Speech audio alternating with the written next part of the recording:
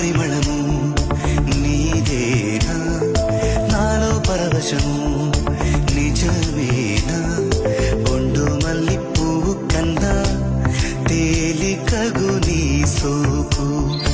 రెండు కళ్ళు మూసుకున్నా లాగు మరి నీ వైపు సొగసును చూసి పాడగాయలా కనులకు మాట రాదుగా అలా